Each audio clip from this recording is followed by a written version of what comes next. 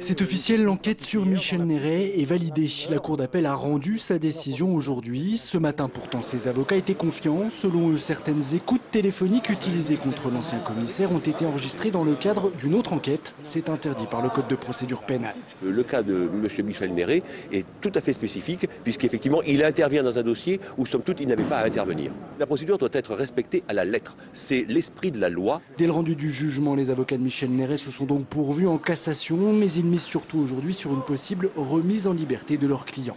Il estime, à juste titre, qu'il s'est expliqué au cours des longs interrogatoires qui ont eu lieu, qu'il s'est expliqué sur les faits qui lui sont reprochés et que maintenant, il n'est plus nécessaire de le maintenir en détention.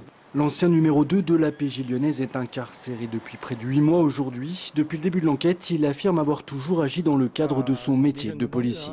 À ce jour, il espère se reconstruire et faire, j'allais dire, une sorte de break avec, si vous me permettez l'expression triviale, ce tapage médiatique. C'est un homme qui est un petit peu, j'allais dire, aigri par tout cela et grandement affecté psychologiquement. Mais il sera remonté parce que c'est un homme de conviction.